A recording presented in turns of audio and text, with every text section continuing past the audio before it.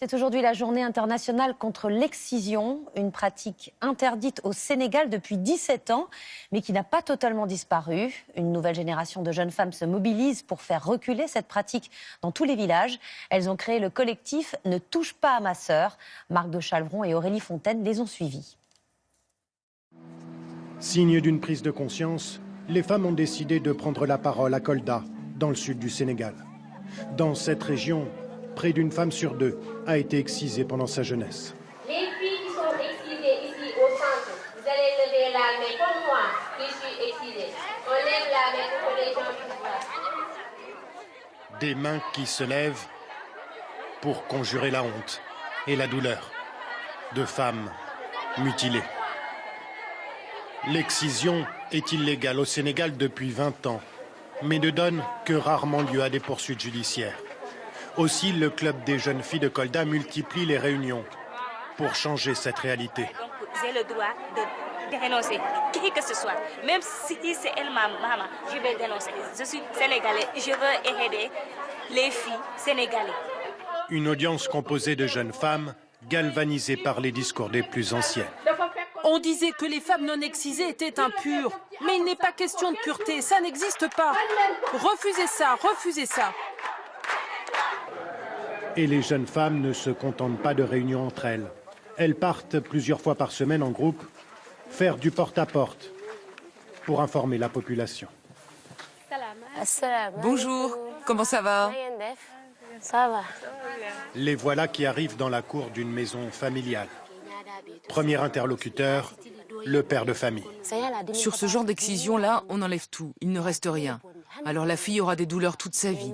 Quand on excise, on écarte ses jambes, on tient ses mains, la fille se met à hurler de douleur. Je n'ai jamais pensé qu'on enlevait ça chez la femme. Et puis la discussion se poursuit. J'ai subi cette pratique-là. Des fois, je n'arrive même pas à uriner. Aïssatou Baldé, la jeune femme de la famille, écoute attentivement ce partage d'expérience, avant de se décider à prendre la parole pour la première fois, sous les yeux de son père. J'ai été excisée à l'âge de 6 ans. Je ressens encore les douleurs. J'ai perdu beaucoup de sang.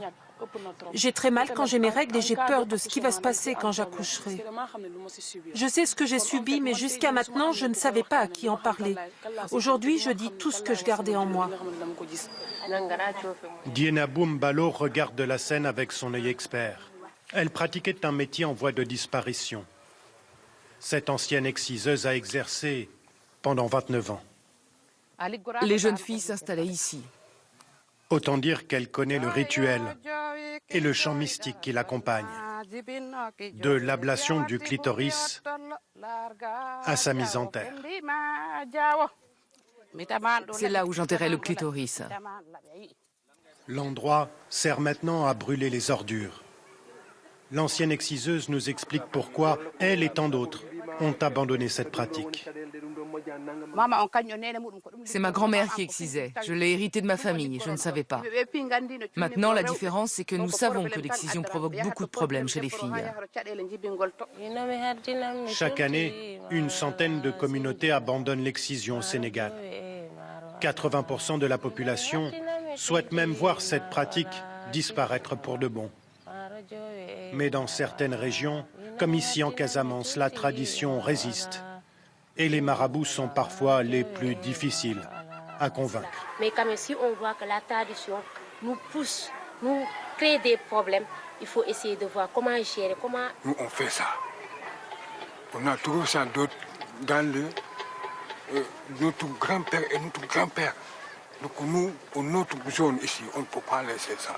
Peut-être un jour, avec les discussions, les échanges, il pourra peut-être changer d'avis. Un peu moins d'un quart des femmes sénégalaises sont excisées aujourd'hui. Un chiffre en reculé qui va continuer à baisser, grâce notamment au travail de fourmi des jeunes filles de Kolda.